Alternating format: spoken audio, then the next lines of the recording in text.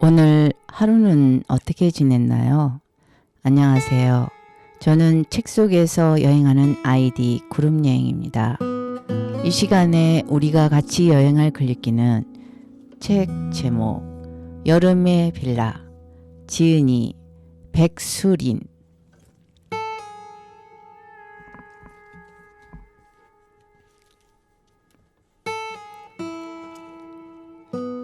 프롤로그를 읽어보겠습니다.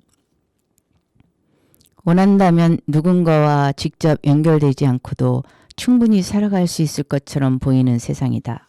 우리는 스스로를 만족시키고 나에게 자신을 선보이는 것만으로도 분주하다. 나로 꽉 찬 이 세계에서 우리는 자기 완결적인 삶을 완성해낼 수 있다. 만약 지난 인간관계들을 돌아보며 실패라는 단어를 빈번하게 떠올리는 경우라면 자신만의 안전지대에서 벗어날 이유를 찾기란 더욱 어려운 일일 것이다. 어색한 탐색 과정, 필연적으로 발생하는 갈등, 그리고 예감을 벗어나지 않는 조용한 결렬. 물론 중간중간 설렘이나 희열 같은 반짝이는 감정들이 자리하겠지만 굳이 예정된 수순을 밟아가면서 실패를 반복하는 데 힘을 쓰고 싶겠는가. 하지만 그럼에도 불구하고 타인과 연결되기를 바란다면 백수린이라면 아마 나의 세계란 너무 작기 때문에 그러하다고 말할지도 모르겠다. 여름의 빌라의 문을 여는 작품 시간의 궤적은 나의 잘못으로 멀어진 한 사람과의 지난 시간을 아프게 돌아보고 있는 이야기이다. 직장을 그만두고 파리로 미술사를 공부하러 온 나는 주재원으로 파견 나와 있던 한 언니를 알게 된다. 두 사람이 가까워지고 함께 시간을 보내는 과정은 마치 연애의 서사처럼 무척 황홀하게 묘사된다. 언니와의 첫 만남은 나에게 어떤 이와 주고받는 말들은 아름다운 음악처럼 사람의 감정을 건드리고 대화를 나눈 존재들을 한 번도 가보지 못한 낯선 세계로 인도한다는 사실을 깨닫게 해준다. 그런가 하면 언니와 헤어져 돌아올 때마다 나는 한 번도 가보지 못한 근사한 세계로 데려갈 무언가를 곧 만나게 될 것만 같은 예감에 가슴이 벅차오른다. 나를 설레게 하는 것은 타인으로부터 온기를 얻고 사랑을 받는 일이라기보다는 자신의 세계에서 벗어나 그를 통해 새로운 세계를 만나는 일이다. 두 사람은 실패한 연애에 대한 고백을 통해 한층 더 친밀해진다.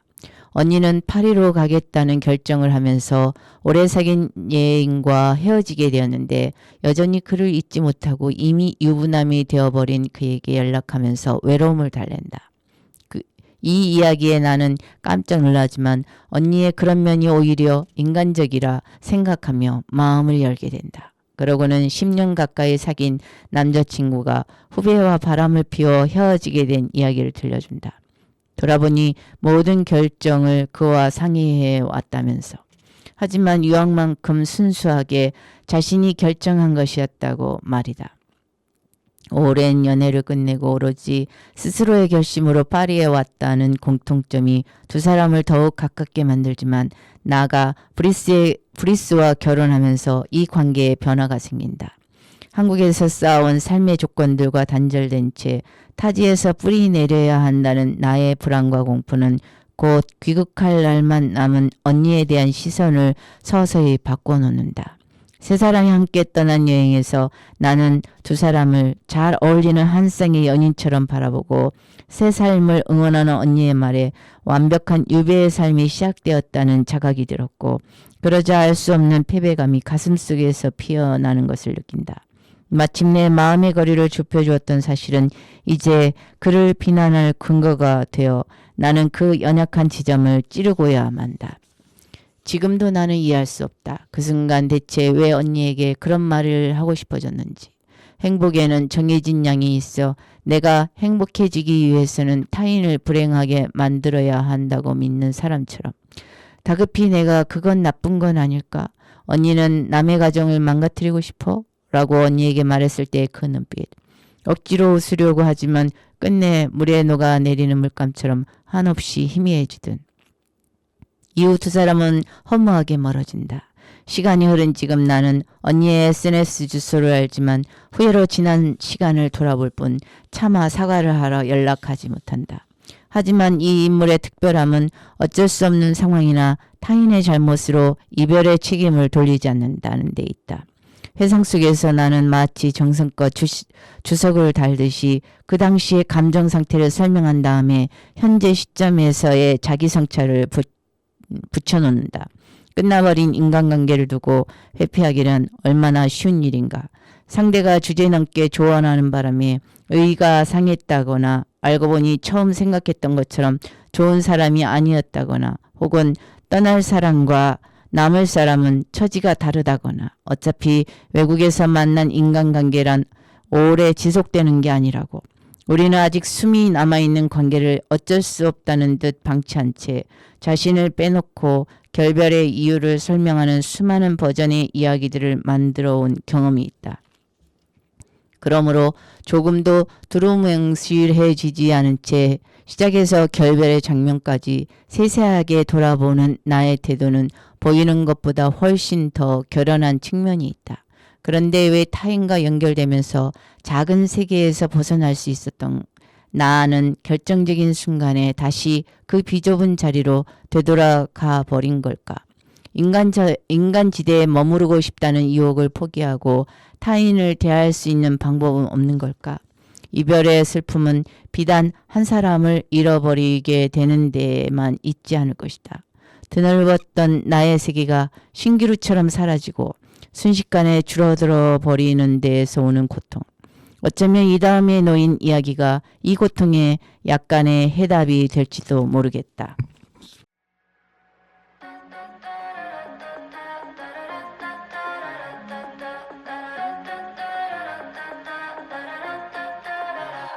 I could go somewhere, maybe anywhere. 내 지갑은 늘 맞으니까 just feel it. 손끝은 어디? That's my living ring.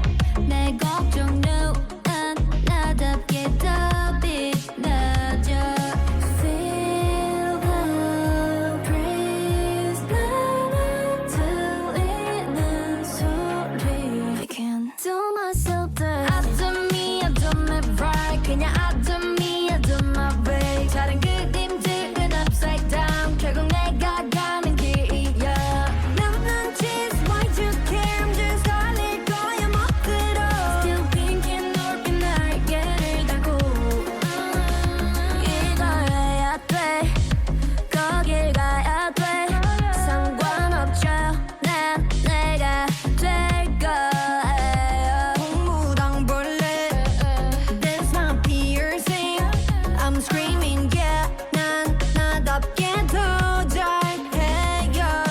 Feel that breeze. 나만 들리는 소리. I can't tell myself that. I do me, I do me right. 그냥 I do me, I do my way. 다른 그림들은 upside down. 결국 내가 가는 길이야. 나는 cheese, why you care? I'm just 달릴 거야 멋대로. Still thinking 넓은 날개를 달고. I'm running the air. 잘못되는 밤낮 달빛 보면 나비 안 별난 아이. Maybe 내 꿈을 힘들다도 keep it in your soul. 내 상상보다 더 큰 나였어. 겁 없는 my face, no need to chase. I go center whispering. I do me, I do it my way. I do me, I do me right. 그냥 I do me, I do my way. 다른 그림들은 upside down. 결국 내가 가는 길이야. 나는 cheese, why you care? I'm just 달릴 거야 멋대로. 핑계 눈빛 날개를 달고. I run in the air.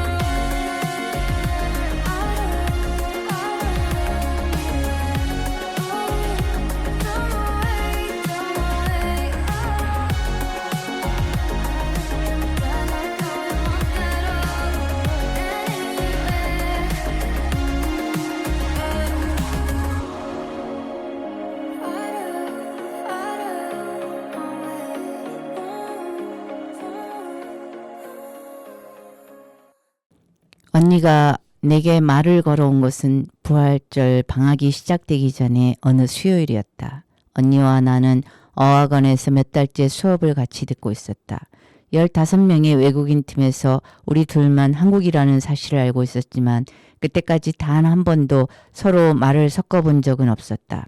언니는 언제나 강의실의 오른쪽 둘째 줄에, 나는 왼쪽 맨 뒷줄에 앉으니 그럴 기회가 없기도 했지만 사실 꼭 그 이유 때문만은 아니었다.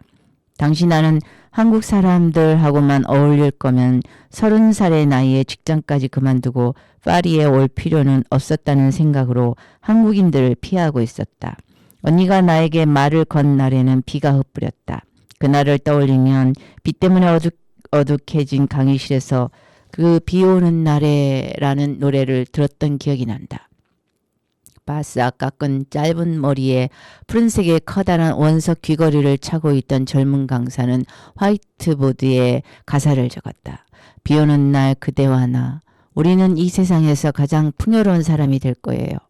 우리는 화이트보드에 적힌 미래 시제를 연습하기에 적당한 가사의 내용을 한 줄 한 줄 배운 후 노래를 들었다.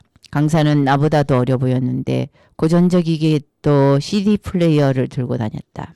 재생 버튼을 누르자 CD 플레이어를 타고 흘러나온 남자의 목소리가 향기로운 빵처럼 부풀어 올라 강의실을 가득 채웠다. 몇몇의 학생은 노래를 따라 부르다가 웃었다. 나와 언니 그리고 몇몇 아시아인을 제외하면 수업을 듣는 대부분은 이탈리아나 스페인 혹은 독일에서 온 10대 후반의 학생들이었는데 그들은 별것도 아닌 일에 쉽게 웃었고 해맑았다. 사실 대단한 노래는 아니었다. 그냥 오래된 샹송이었고 강사의 아버지가 어렸을 때 라디오에서 자주 흘러나오곤 했다는 노래일 뿐이었다. 하지만 배경음악처럼 깔리던 빗소리 때문이었을까.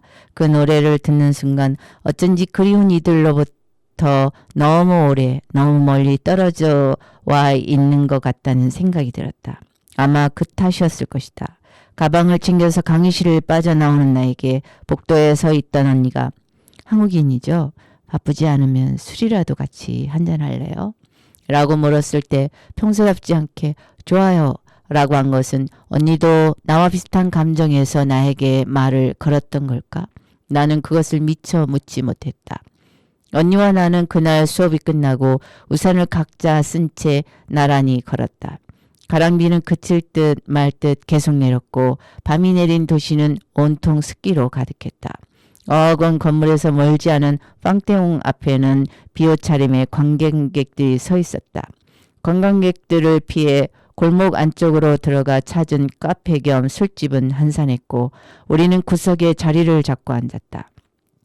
우리를 가려줄 우산이나 정신을 쏟아가며 찾아야 할 목적지가 사라지자 낯선 사람과 단둘이 마주보고 앉아있는 일이 새삼 어색하게 느껴졌다. 험악한 분위기 속에서 포도주가 나왔고 우리는 이런저런 질문들을 주고받았다. 언니는 30대 후반이었고 뜻밖에도 대기업의 주재원으로 파견 나와 있다고 했다. 주재원이요? 나는 놀라서 되물었다. 그때까지 프랑스에서 반년 가까이 살면서 내가 알게 된 젊은 한국 여자들은 유학생이거나 유학 준비생 또는 여행객이었고 그게 아니면 유학생이나 주재원 혹은 프랑스인의 아내였다. 주재원이라는 말을 듣자 나는 그때까지 별 관심 없었던 언니에게 흥미가 생겼다. 그렇게 포도주를 마시며 우리는 2시간 동안 많은 이야기를 나눴다. 우리는 각자 프랑스에 오기 전에 어떤 도시에 살았고 무엇을 공부했으며 언제 프랑스에 오게 됐는지를 말했다. 우리가 급속도로 가까워진 것은 단지 언니가 직장인이고 나 역시도 프랑스에 오기 전까지는 직장인이었다는 공통점 때문만은 아니었다. 우리 둘 다 에르크 로메르의 녹색 광선과 프랑스아즈 사강의 소설들을 좋아하고 비슷한 정치 성향을 가졌다는 사실, 그리고 무엇보다도 두 사람 모두 30대 초중반의 나이에 새로운 삶을 꿈꾸며 프랑스에 건너와 살고 있다는 사실이 우리 사이를 어색하게 가로막고 있던 벽을 허물었다. 웨커풀의 커다란 눈과 짙은 눈썹을 지닌 언니는 화려한 미인은 아니었지만 묘한 분위기의 매력을 풍겼고 목소리의 톤이 높지만 성량은 작아 말을 하면 속삭이는 것처럼 들렸다. 언니는 재미있는 이야기가 나오면 웃으면서 박수를 치다가 입을 가렸고 그럴 때는 수줍어 보였다. 하지만 호기심이 많은 고양이처럼 눈을 반짝이며 내 말을 들을 때면 수줍음과 거리가 먼 사람처럼 보이기도 했다. 그날 언니와 나눈 대화는 오랜 시간 잊고 지냈던 사실을 나에게 일깨워 주었다. 그러니까 어떤 이와 주고받는 말들은 아름다운 음악처럼 사람의 감정을 건드리고 대화를 나누는 존재들을 한 번도 가보지 못한 낯선 세계로 인도한다는 사실을 말이다. 우리가 대화를 마치고 카페 밖으로 나왔을 때 거리에는 더 이상 비가 내리지 않았다. 가끔 이렇게 만나서 놀까요? 언니가 지하철역 앞에 헤어지기 전에 물었다. 외국에 사는 날이 쌓일수록 한국인 지인을 만드는 것보다 쉽지만 취향과 마음이 맞는 한국인 친구를 만나는 것은 취향과 마음이 맞는 외국인 친구를 만나는 일만큼이나 어렵다는 것을 깨달아가던 차였으므로 나는 기쁜 마음으로 답했다. 전 좋아요. 언니가 웃으면서 손을 흔들고는 지하철역 안으로 들어갔다. 나는 버스를 타기 위해 길을 건넜다. 그 후로 몇 주 동안 언니와 나는 많은 시간을 함께 보냈다. 어학원 수업이 끝나면 지하철역까지 같이 걸어가다가 옆길로 세어 맥주를 마시기도 했고 주말에는 영화를 보러 가거나 번화가에 아이 쇼핑을 하기도 했다. 어느 날 오후 우리는 pompidu 센터에서 비상설 전시회를 같이 보았다. 카키색 샤스커트에 겨자색 카디건을 걸치고 나온 언니는 나이에 비해 어려 보였다. 함께 전시를 본 뒤에는 걸어서 트릴리 공원까지 갔다. 파리에 봄답지 않게 모처럼 햇살이 좋은 날이었고 산들바람이 불어와 우리의 머리카락을 자꾸 흩뜨려 우리는 철제 의자에 앉아 웃었다. 그러고 또 헤어지는 게 아쉬워서 다시 조금 더 걸어 교자와 라면을 먹으러 일식당에 갔고 그 후엔 식당 근처의 작은 술집에서 맥주를 마셨다. 그 술집의 이름도 풍경도 잘 기억이 나지 않지만 그곳에서 언니가 나에게 프랑스에 와 지낸 지 2년이 되었지만 이렇게 마음이 맞는 친구를 만난 것은 정말 처음이야. 라고 말했을 때의 표정과 말투만큼은 지나칠 정도로 선명하게 기억이 난다. 그리고 그날 언니는 내게 싱글인 여성 주재원으로 사는 일의 고충에 대해서 많은 말을 했다.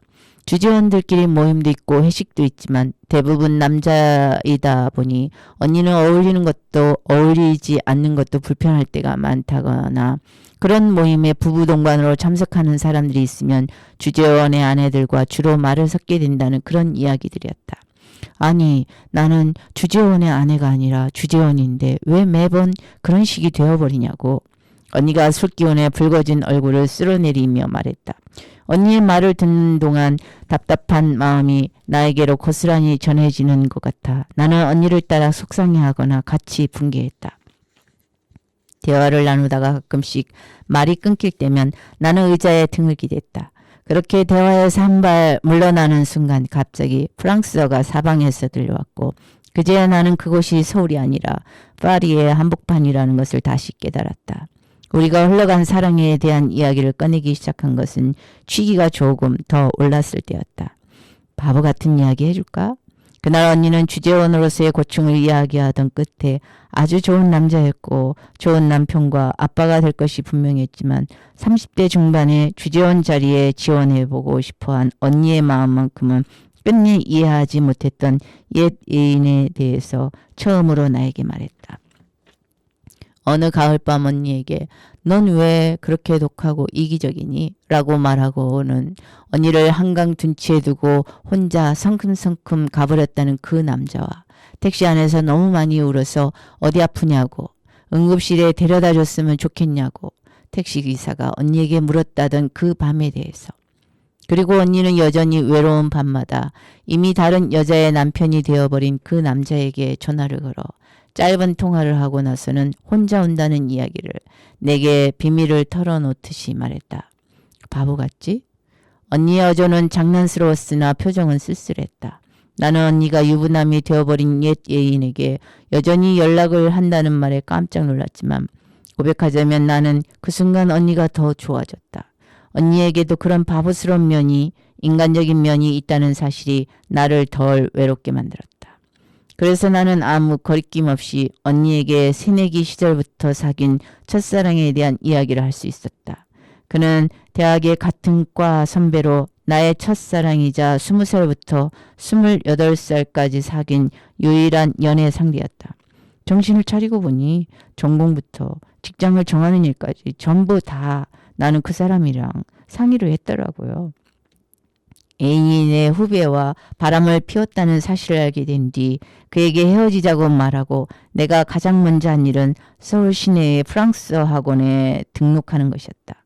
주위의 시선을 의식해 선택했던 직장을 30이 되면서 그만두고 예전에 꿈꿨던 것처럼 프랑스에서 미술사를 공부해보고자 결심했기 때문인데 그것은 내가 태어나서 처음으로 홀로 선택한 일이었다. 그렇게 마음먹은 날 커플링을 뺏어버리고 이 반지를 사서 꼈어요. 나는 약지에 끼워진 반지를 보았다. 아무런 장식도 없는 실 금반지였다. 예쁘네. 이제와 돌이켜보면 그 순간 우리가 서로에게 가장 내밀한 마음을 보여줬던 때였다.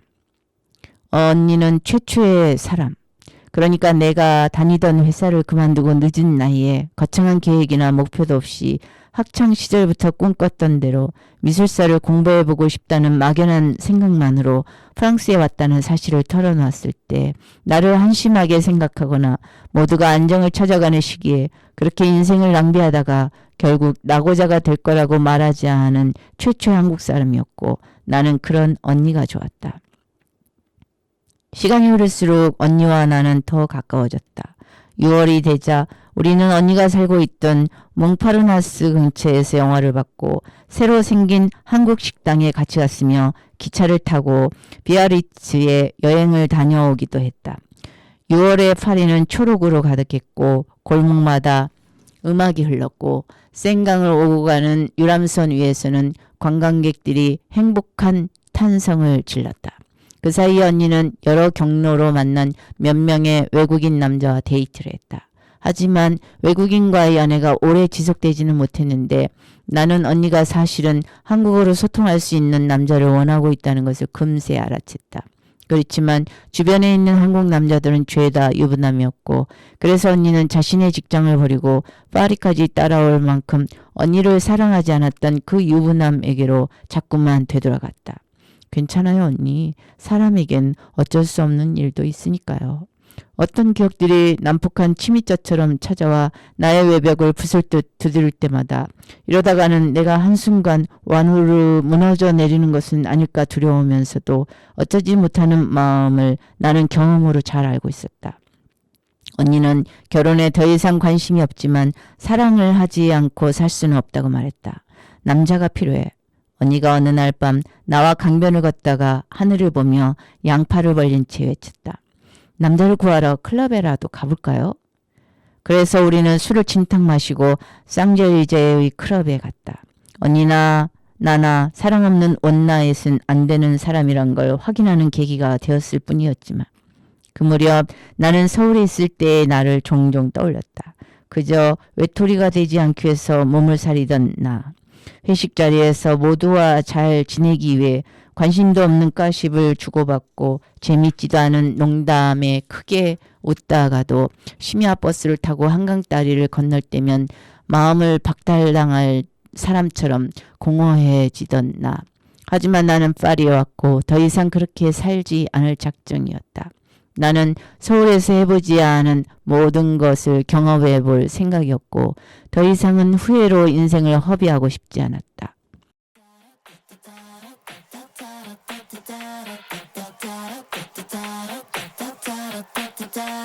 내 감정선은 어딘가 좀 다르게 흘러 난 늘 가는 다른 곳에 포커스를 걸어 Dress up to impress but I'm impressing everyone 원하거나 말건 나 결국 날 찾을걸 Cause I freeze you in my mind Then I saturate over 네가 날 싫어해도 내가 널 좋아할 수도 있어 You're for me like body I'm a I'm that girl I'm that attitude 내가 정할게 나의 mood I'm that attitude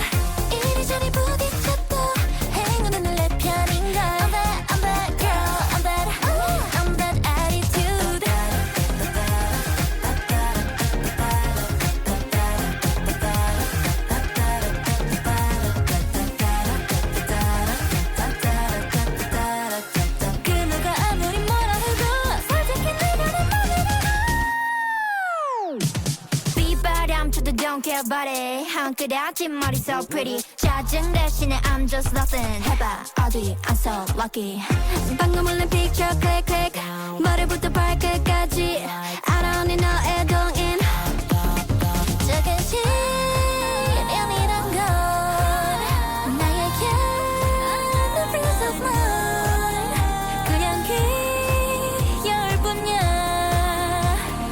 운명이 장난을 걸어오면 너라서야지 못하겠어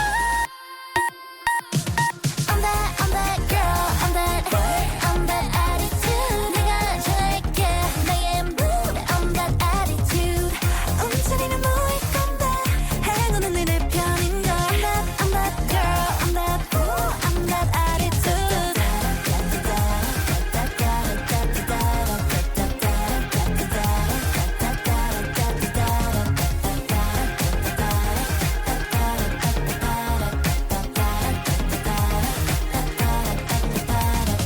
Who is that girl? She's so hot, hot, hot, hot. 가까이 와, take a shot, shot, shot, shot.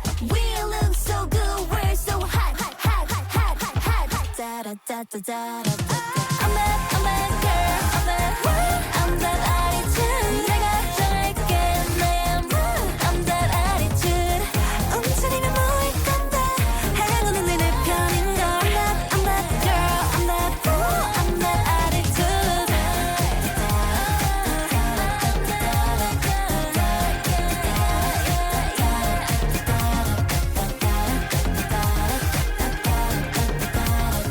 그 누가 아무리 뭐라 해도 솔직히 내게는 그런 내 눈에 언니는 주저함이 없고 용감하고 언제나 반짝이는 사람처럼 보였다. 나는 용감한 게 아니야. 단지 그런 척하는 거지. 척을 하다 보면 그래지기도 하니까. 언니의 마음, 견고하지만 연약하고 부드럽지만 단호하며 누구에게도 속박되고 싶지 않지만 그런 자신을 이해해줄 누군가를 갈망하던 언니의 마음속 모순들은 빛과 어둠처럼 일렁이며 언니를 특별하게 만들었고 나는 그것을 아는 사람이 나뿐이라고 생각했다. 안주를 지향하지만 탈주를 동경하고 고독을 좋아하지만 타인과의 결합을 원하는 나의 모든 면을 언니가 알고 있듯이 언니는 다른 주재원들과 달리 딸린 식구가 없었으므로 경제적으로 풍요로웠고 유학생들은 엄두도 내지 못할 고급 술집과 식당으로 나를 데리고 갔다.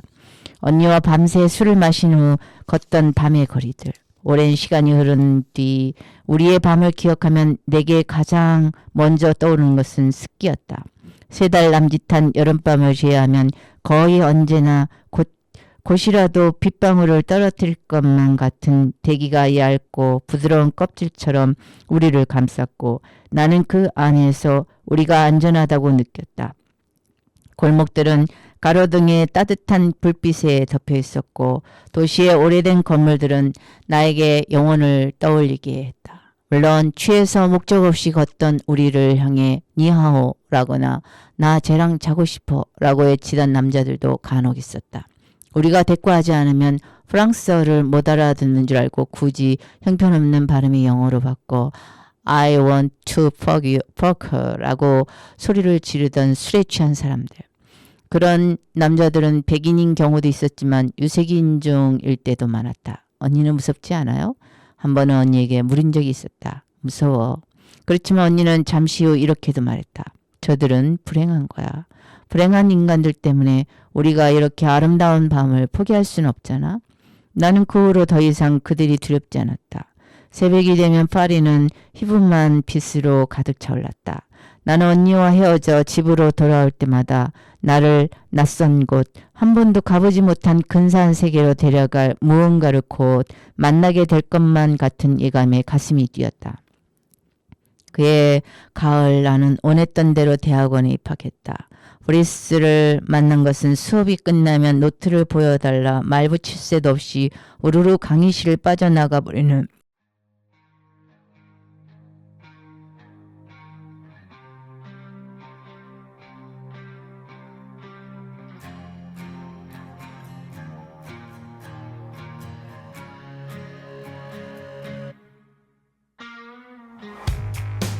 미치도록 사랑했던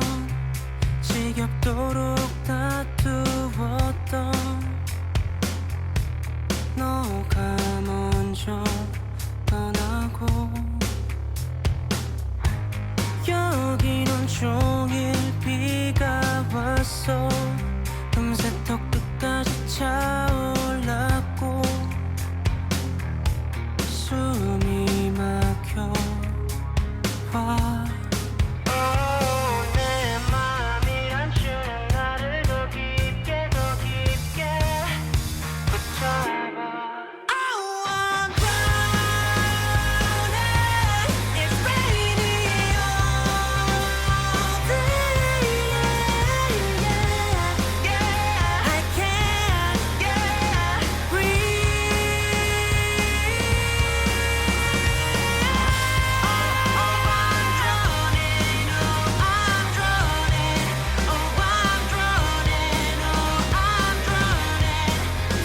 You're taking my life from me. 달면서 눈 감은 너왜 다정한 말로 나를 죽여놓고 날 누이고 너는 떠나갔지. You call me back, I'm still waiting for you. 너 떠나고 이곳은 잠겨 눈물로 날 너무 사랑했던 넌 어디로 흩어졌는지. 내 맘이란 주는 나를 더 깊게 붙잡아. Oh, I'm drowning. It's raining all day. I can't breathe.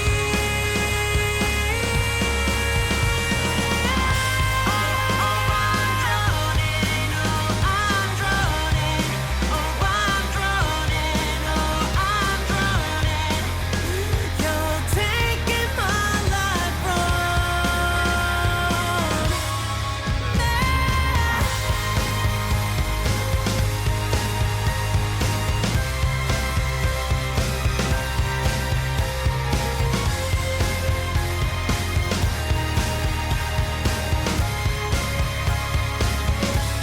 더 깊이 빠져 죽어도 되니까 다시 한 번만 돌아와 줄래.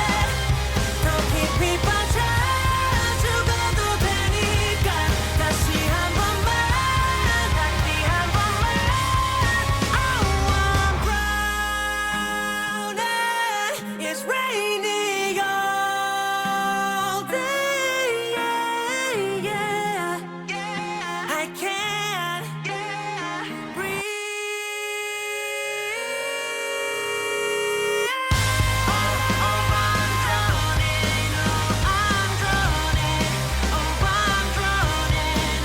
I'm drowning.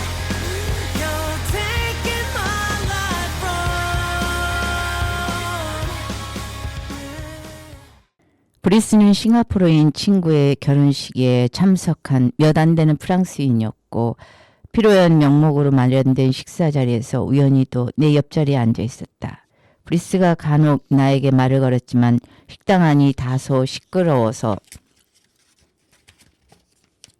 나는 그의 말을 잘 알아들을 수 없었다. 알아들을 수는 없었지만 그가 내게 하는 말들은 70% 정도 이해할 뿐이었지만 나는 그의 가지런한 치아와 자장가 부르는 듯 낮은 목소리 그리고 내 프랑스어가 보잘것없다는 사실을 알아챈 이후에도 나를 방치하지 않고 내게 느린 어조와 또박또박한 발음으로 계속 말을 걸어주던 다정함에 단박 마음을 빼앗겼다. 브리스의 투명하리만큼 창백한 피부, 푸르스름하게 수염 자국이 있던 턱선, 조금은 유약해 보이던 연갈색의 눈동자. 나는 브리스에게서 눈길을 뗄 수 없었고 그가 내게 호감을 가져주면 좋겠다는 마음에 조바심이 났고 호의 이상의 관심이 없는 것 같아 금세 풀이 죽었다. 그러던 내가 피로연이 끝나기 전 태어나 처음으로 용기를 내어 그에게 데이트 신청을 한 것은 후회하지 않는 인생을 살자던 스스로와의 약속 때문이었다. 결혼한 거 아니었어요? 그는 나의 약지에 끼워진 반지를 가리키며 물었다. 아니요. 나는 반지를 빼서 다른 손가락을 옮겼고 아무것도 아니라는 듯 손을 흔들어 보였다. 나는 행운하네요. 환하게 미소 지으며 그렇게 말하던 브리스의 목소리를 나는 지금도 기억한다. 브리스는 한국에서도 꽤 알려진 프랑스 자동차 회사에서 정규직으로 일하고 있었고 프랑스와 독일의 접경지인 작은 마을에서 나고 자랐으며 출장차 한국을 방문해 본 적이 있다고 말했다. 나는 이 모든 사실을 첫 번째 데이트 때 알게 되었는데 나는 그가 나처럼 지방 출신이라는 점이 한국이 어떻게 생긴 나라인지 조금이라도 알고 있다는 점이 그렇지만 그때까지 나에게 데이트를 신청했던 몇몇의 프랑스 남자처럼 동아시아 여자에 대한 특별한 애호를 갖고 있지는 않다는 점이 마음에 들었다. 우리는 처음 몇 주 동안 드문드문 만나며 연락을 주고받다가 거의 매일매일 보게 되었다. 이듬해 초여름부터 나는 그의 아파트에 살다시피 했는데 그곳에서의 밤은 열기 때문에 열어놓은 창문을 타고 흘러들어오는 나무 냄새로 가득 차올랐다. 우리가 함께 침대에 있을 때 그의 몸은 한국의 장마철 비 오기 직전처럼 축축했지만 뜨거웠고 또 나만을 위한 트로피처럼 매끄럽고 단단했다. 내가 살던 집을 정리하고 그의 집에서 같이 살게 된 것은 석사 2년차 과정에 진학한 그의 10월이었다. 파리에 살게 된 이후 아름아름 교류가 생긴 주재원의 자녀들에게 수학 과외를 해주는 것 이외엔 별다른 수입이 없던 나로서는 브리스와 월세를 나눠내는 편이 훨씬 이득이었지만 그와 함께 살기 시작한 이유가 경제적인 계산 때문만은 물론 아니었다. 내가 그의 집으로 얼마 되지 않은 짐을 들고 이사했을 때 브리스는 찬장 속에 숨겨두었던 튤립 다발을 꺼내어 내게 선물을 주며 우리 집에 온 걸 환영해 라고 말했다. 언니와 브리스는 처음부터 사이가 좋았다. 언니와 내가 놀고 있으면 가끔 브리스가 합류할 때도 있었는데 브리스가 있더라도 우리는 주로 한국어로 이야기하고 어쩌다 통역을 해주었을 뿐이지만 브리스는 셋이 어울리는 것을 싫어하지 않았다. 같이 살기로 할 즈음부터 브리스는 나의 친구들을 만나고 싶어 했고 자신의 가족을 나에게 소개해 주길 원했다. 내가 대학원에 입학한 이후에는 나도 바쁘고 언니도 출장이 잦아져서 볼 시간이 줄었지만 그래도 우리는 정기적으로 만나서 함께 밥을 먹었다. 브리스와 내가 사는 집에 언니를 초대해 한국 음식을 해먹기도 했다. 내가 석사 2년차가 되자 언니는 갈수록 빈번해지던 회식 자리에서 술에 취하면 언니를 끌어안고 노래를 부르는 상사 때문에 스트레스를 받기 시작했고 나는 미래에 대한 고민으로 괴로워졌다. 스테고지 도상들의 변천 과정을 시대별로 비교하는 일은 매력적이었지만 논문을 써나가면서 연구가 적성에 맞지 않다는 사실을 깨달았기 때문에 나는 석사 과정을 마치는 대로 귀국할 예정이었다. 하지만 관계가 깊어질수록 브리스와 떨어져 지낼 자신은 점점 없어져 갔다. 석사 논문 심사가 끝나고 체류증 만료가 가까워오자 브리스도 나도 마음이 심란해져서 별것도 아닌 이유로 다투는 일이 잦아졌다. 7월로 접어들고 나서도 브리스와 나는 아무 일이 없는 것처럼 토요일마다 집 앞에서 열리는 장에 나가 신선한 빵과 염소치즈 그리고 연어나 도미 같은 것들을 사와서 음식을 만들어 먹었고 늦은 밤에는 소파 위에 나란히 앉아 케이블에서 하는 영화를 보다가 키스를 나누었으며 설거지할 때마다 틀어놓는 라디오에서 좋아하는 CM송이 나오면 둘이 같이 머리를 흔들며 춤을 췄다. 하지만 나는 브리스가 치료증을 연장받기 위해 내 쪽에서 어떤 조치를 취하길 바란다는 것을 알고 있었고 그런 브리스의 바람을 엿볼 때마다 서운했다. 나는 20대 초중반도 아니고 유해의 시간이 영원히 지속될 수 없으며 지속되어서도 안 된다는 것을 알고 있었다. 하지만 내가 가진 학위로는 프랑스에서 구직에 성공할 가능성이 없었고 그렇다고 박사과정에 등록하고 싶은 마음이 있는 것도 아니었다. 체류증이 만료되면 한국에 돌아갈까 해. 내가 그렇게 말하면 브리스는 장거리 연애를 믿지 못한다며 내가 한국에 돌아가면 관계가 끝나버릴 것이라고 언제나 확신에 찬 표정으로 말했다. 돌이켜보면 브리스와 내가 결혼하는데 결정적인 역할을 한 사람은 언니였던 것 같다. 30이 넘은 나이에 아직도 미래를 결정하며 이러지도 저러지도 못하는 자신을 한심해하고 있던 내게 어느 날 언니가 우리는 전부를 걸고 낯선 나라에서 인생을 새로 시작할 만큼 용기를 내본 적이 있는 사람들이니까 걱정 마. 넌 네가 생각하는 것보다 스스로 원하는 걸 찾을 줄 아는 사람이야 라고 말해주지 않았다라면 어느 날 저녁 어스름이 내리고 어디선가 베트남 국수 냄새가 풍기던 골목에서 다른 것은 잘 몰라도 브리스와 헤어지고 싶지 않다는 내 마음만큼은 확실하다는 사실을 깨닫지 못했을 테니까. 그것을 위해서라면 결혼하는 방법도 나쁘지만은 않을 것 같았는데 그렇게 생각하자 복잡했던 모든 일이 간단해졌다. 그리고 그날 밤 나는 설거지를 하고 있던 브리스에게 결혼하지 않겠느냐고 물었고 그는 거품기 있는 손으로 나를 끌어안으며 청혼을 받아들였다. 그 후로 모든 것은 순식간에 진행됐다. 행정적인 절차를 위해 시청에서 결혼식을 올렸을 때 나의 증인 역할을 언니가 해주었다. 증인을 써달라고 부탁하기 위해 우리가 즐겨가던 오구의 카페에서 언니를 만났던 날 내가 브리스와 결혼하기로 했다는 소식을 전하자 언니는 놀란 표정으로 축하한다고 말했다. 후회하지 않겠니? 언니는 나를 걱정해서 물었을 테지만 그 순간 나는 기분이 좀 상했다. 언니의 걱정이 애정에서 비롯된 것임을 알면서도 그때 그 말이 걸렸던 것은 어쩌면 나 역시 나의 충동적인 결정과 그에 따라 갑작스럽게 변해버릴 나의 인생에 대해서 무의식적으로 걱정하고 있었기 때문이 아니었을까? 지금 생각해보면 어쩌면 그때 이미 나는 나의 선택이 단순히 한 남자와 그의 가족을 받아들이는 것이 아니라 그의 문화와 나라의 역사까지 받아들이는 것이며 그것을 감당하기엔 나의 각오가 불충분하다는 것을 어렴풋이나마 예감하고 있었는지도 모른다.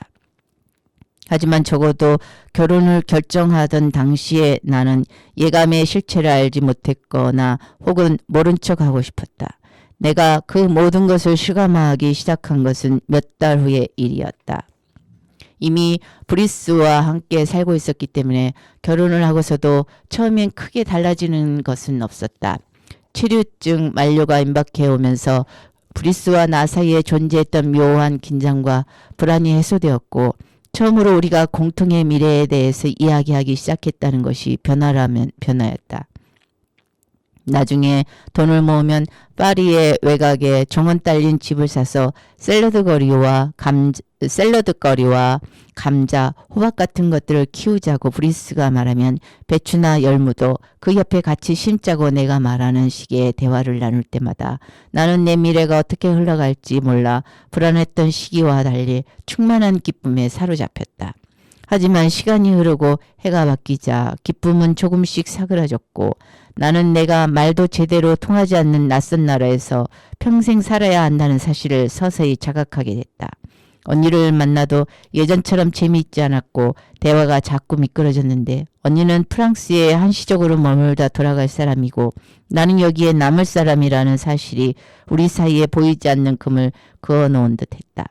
언니는 여행에 대해서 자주 말했고 어떻게 하면 얼마 남지 않은 프랑스 체류 기간을 알차게 보낼 수 있을지 고민하고 있었다.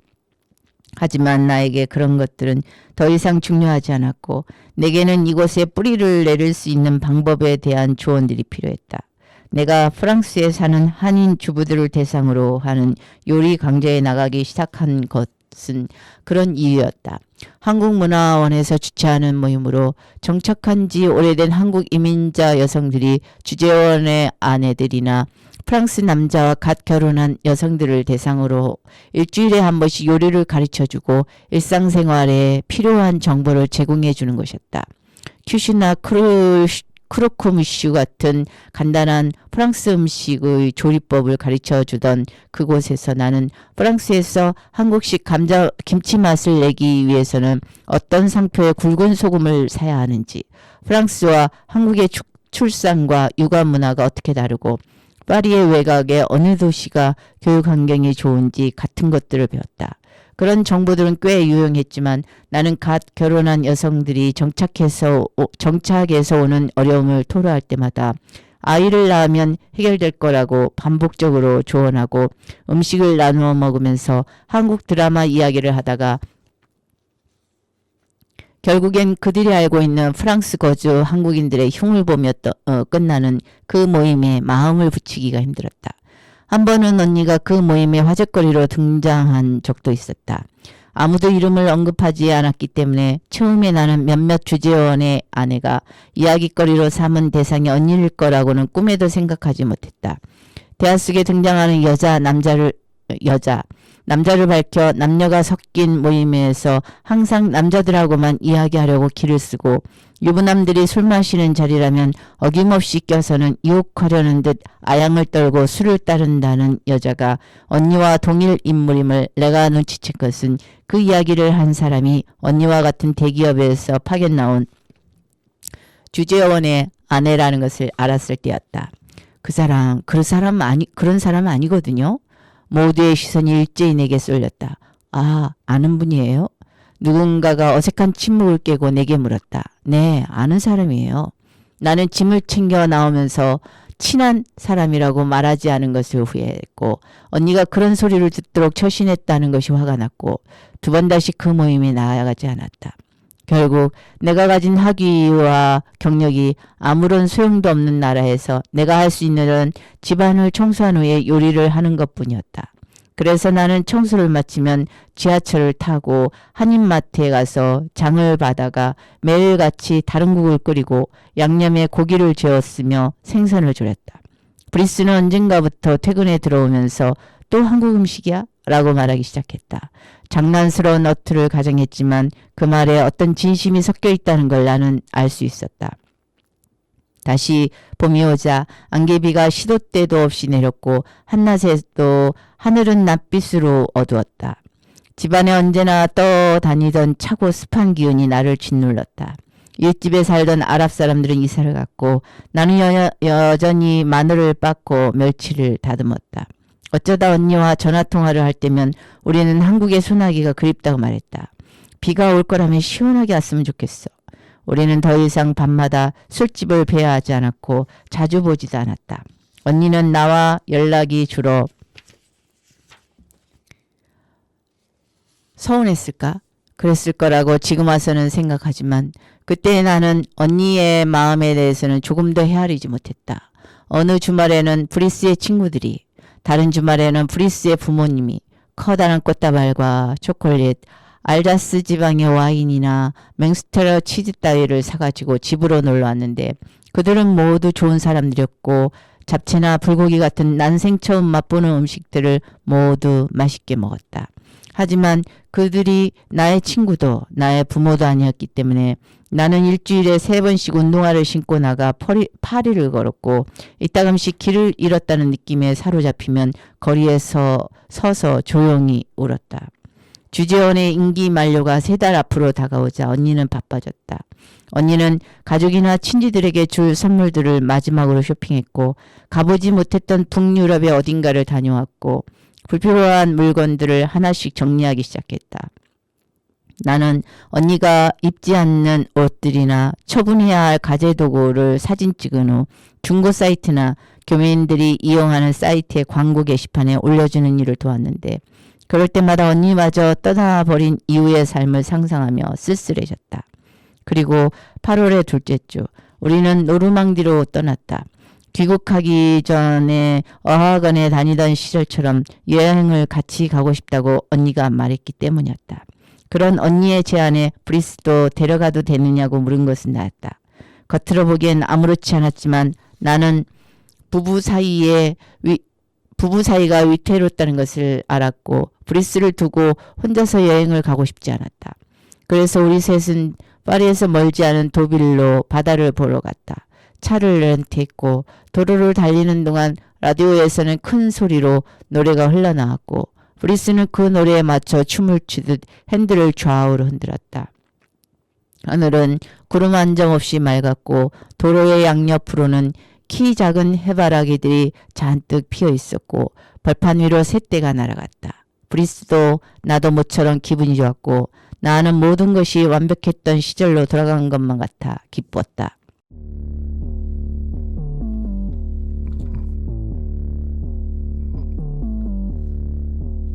이미 꿈을 꾸는데 비밀 그 빛에 홀린 듯이 따라가라 호기심은 자꾸만 커져 이걸 마셔 보게 될 걸 너만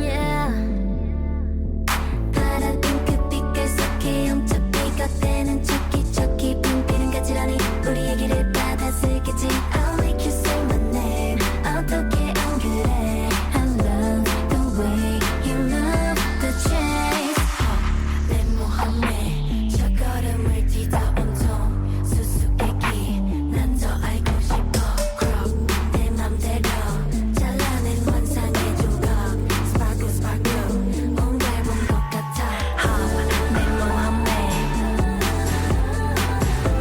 저 걸음을 Sparkle sparkle 수수께끼 난 더 알고 싶어 그새 커버린 걸까 설명할 수 없는데 롱님을 닮은 달려 멈춰서 이고 싶지 않아 이 커다란 emotion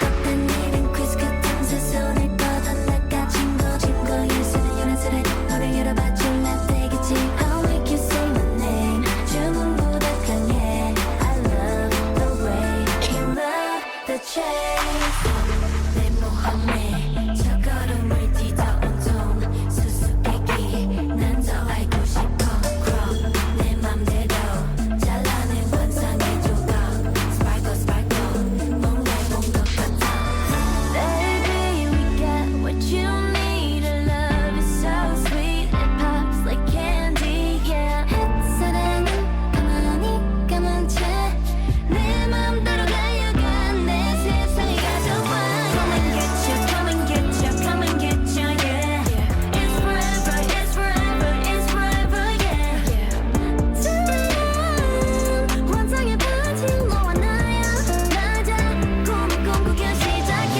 yeah 내 모험에 첫걸음이야 내 맘대로 가고 싶어 꿈이 시작됐어 내 모험에 파란 핑크빛깔 속에 첫걸음을 떠다니는 퀴즈 같은데 내 맘대로 I love the way you love the chase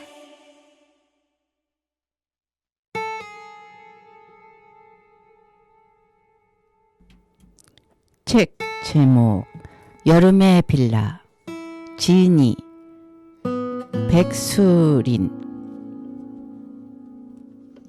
오늘 글읽기 여행은 어땠나요?